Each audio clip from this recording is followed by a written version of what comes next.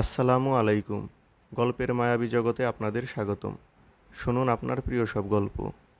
আজকের গল্প সুলতান মাহমুদের দাড়ি।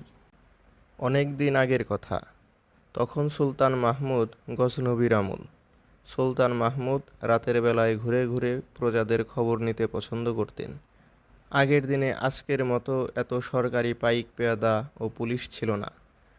বেশিরভাগ ক্ষেত্রেই রাজা বাদশাহগণ জনসাধারণের অবস্থা সম্পর্কে বেখবর ছিলেন। উজির নাজির আমির ওমরা ও অন্যান্য রাজকর্মচারীরা জনগণের ওপর জুলুম অত্যাচার করত, ঘুষ খেত এবং মিথ্যা খবর পৌঁছাত।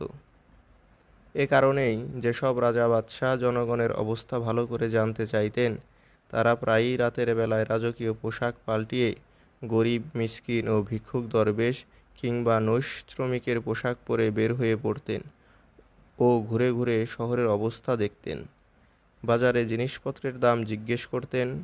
যদি কারো ঘর থেকে কান্নাকাটি ও ফরিয়াদ শুনতে পেতেন, তার কারণ তল্লাশি করতেন। যদি কোথাও জনতার জটলা দেখতে পেতেন, ঢুকে পড়তেন সেখানে এবং খোঁজ নিতেন। এছাড়া মসজিদ, মাদ্রাসা, সভা সমিতি, ওয়াজ মাহফিল প্রভৃতি জনসমাবেশে ঢুকে পড়ে জনগণের সুখ দুঃখ ও অভাব অভিযোগের খবর নিতেন। জনগণ কি চায়, কি বলে, সরকারি কর্মচারীদের বিরুদ্ধে কোনো অভিযোগ আছে কিনা, সবই জনগণের মুখ থেকে গোপনে জেনে নিয়ে যথাবিহিত প্রতিকার করতেন। মোট কথা, তারা জনগণের অবস্থা সরাসরি জেনে নিয়ে কর্মচারীদের সাবধান করতেন, নির্দেশ জারি করতেন ও সুখ সুবিধার ব্যবস্থা করতেন। আর এভাবেই তারা দেশ থেকে অন্যায় অবিচার দূর করে জনগণের কাছে প্রিয় ও সম্মানিত হতেন। রাজা বাদশাদের রাত্রিকালীন ঘোরাফেরার বহু কিচ্ছা কাহিনী ইতিহাসে বর্ণিত আছে। আমাদের এই কিচ্ছাটিও তৎকালীন পারস্য ও আফগানিস্তানের বাদশাহ সুলতান মাহমুদ গজনবী সম্পর্কে। তাহলে এসো কিচ্ছাটি তোমাদের শোনাই।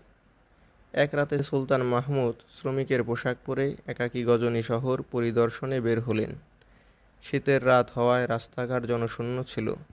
প্রজাদের ঘরবাড়ির দরজা বন্ধ।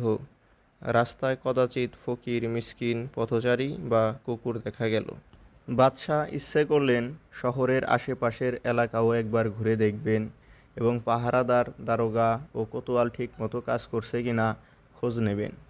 সুলতান মাহমুদ এক শূন্য ময়দানে এসে উপস্থিত হলেন। হঠাৎ দেখতে পেলেন 4-5 জন লোক জটলা বেঁধে ফিসফিস করে কথা বলছে। সুলতান মাহমুদ তাদের পাশ দিয়ে চলে যেতে উদ্যত হলে তারা তার পথ রোধ করে দাঁড়ালো এবং বলল, দাঁড়াও দেখি, কে তুমি, কোথায় যাচ্ছ? সুলতান মাহমুদ জবাব দিলেন, বাবা, আমিও তোমাদের মতোই মানুষ। তোমাদের সাথে আমার কোনো কাজ নেই। তোমাদের কাজে আমি নাক গলাবো না।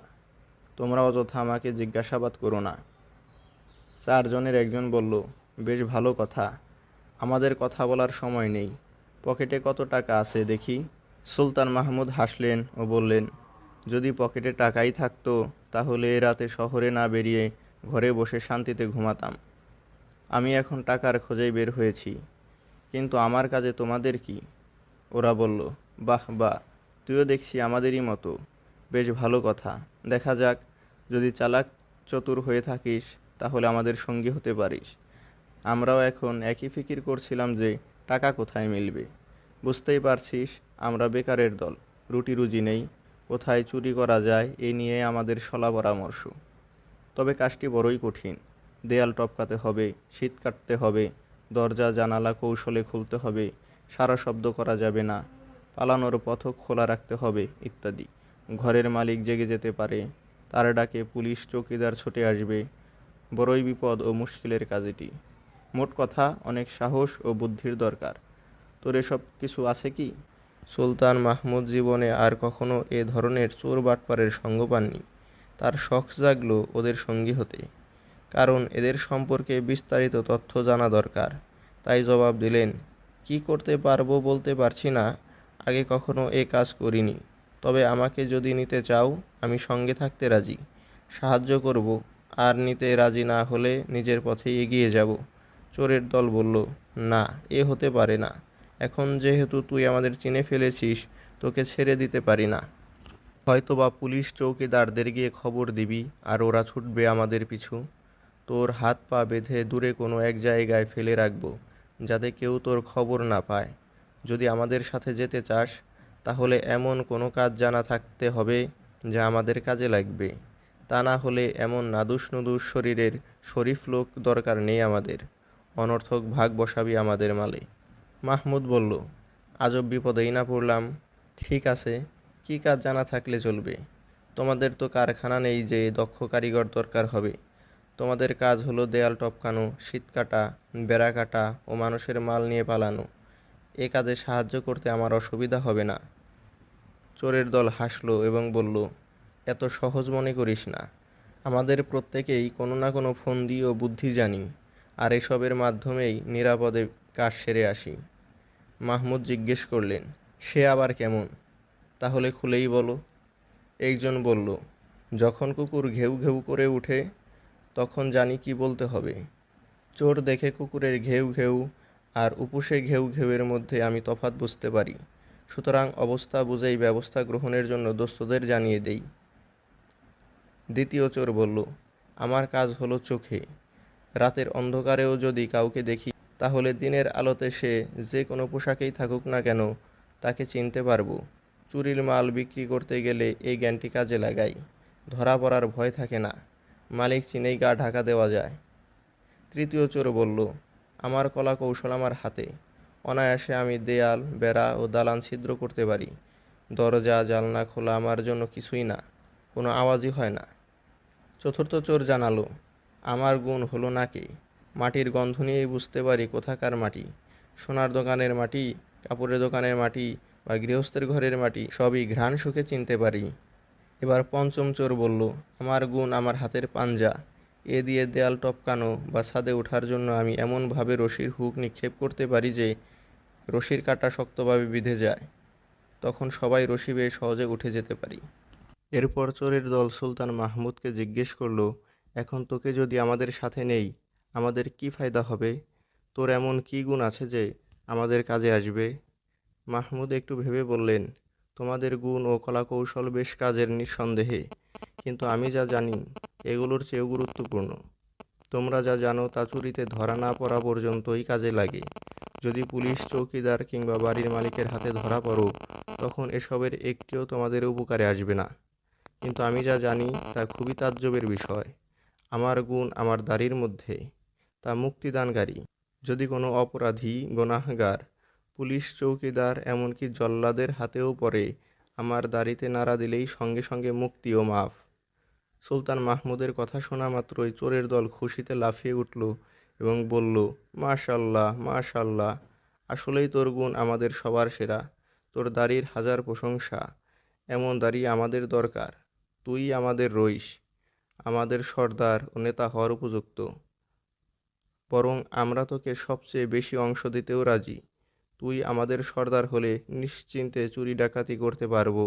আর দেরি নয়, চলো সবাই। এই বলেই সবাই মিলে ডান পাশের রাস্তা ধরে চলল সামনের দিকে। সামান্য পথ চলতেই এক কুকুর দেখা গেল। চোরদের দেখে কুকুর ঘেউ ঘেউ শুরু করলো। কানের গুণ বিশিষ্ট চোর কুকুরের আওয়াজ শুনে জানালো, কুকুর বলছে, তোমাদের দলে একজন মহান ব্যক্তি রয়েছে। চোরেরা সমস্বরে বলল, আমাদের নয়া দোস্তের কথাই বলছে। তার দাড়ি যে মুক্তির দূত। চোরের দল অবশেষে একটি বাড়ির সামনে গিয়ে দাঁড়ালো। বাড়িটির দেয়াল বেশ ছোট। দলের একজন বলল, এ দেয়াল ডিঙানো খুবই সহজ। তার কথায় নাকের গুণ বিশিষ্ট চোর বাড়ির মাটির ঘ্রাণ নিল এবং বলল, কোনো ফায়দা নেই। এ বাড়ি এক গরিব বিধবার, কিছুই নেই বুড়ির।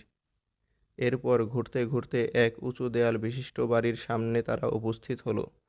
হাতের কঠিন পাঞ্জার অধিকারী চোরটি তখন দেয়াল টপকানো রশিকে সুকৌশলে দেয়ালের মাথায় আটকে দিলে সবাই দেয়াল টপকিয়ে বাগানে ঢুকে পড়ল। তারা দালানের কাছে যেতেই নাকের গুণী মাটির গন্ধ শুঁকে বলল, বেশ ভালো জায়গায় খুঁজে পেয়েছি। এখানে অলংকার, সোনা রূপা ও মণিমাণিক্যের ভাণ্ডার রয়েছে। এরপর বাহুগুণের চোর একটি অন্ধকার ও নিরাপদ স্থান বেছে নিয়ে দেয়াল খুঁড়ে শীত কাটল। শীত বেয়ে পৌঁছে গেল অলংকারাদির স্থানে। এরপর যত পারল সোনা রূপা মণিমাণিক্য ও মূল্যবান দ্রব্য সামগ্রী নিয়ে বেরিয়ে এলো ঘর থেকে। এরপর সবাই দল বেঁধে নিরাপদ ও নিঃশব্দে চলে এলো শহরের বাইরে দূরবর্তী এক পরিত্যক্ত বাড়িতে। ওইখানে চুরির যাবতীয় মাল গর্ত খুঁড়ে মাটি চাপা দিল। রাত তখন প্রায় শেষ হয়ে আসছে। সবাই ঠিক করলো এখন সবাই যার যার আবাসে চলে যাব এবং আগামী রাতে এসে ফুরসত মতো ভাগ বাটোয়ারা করব।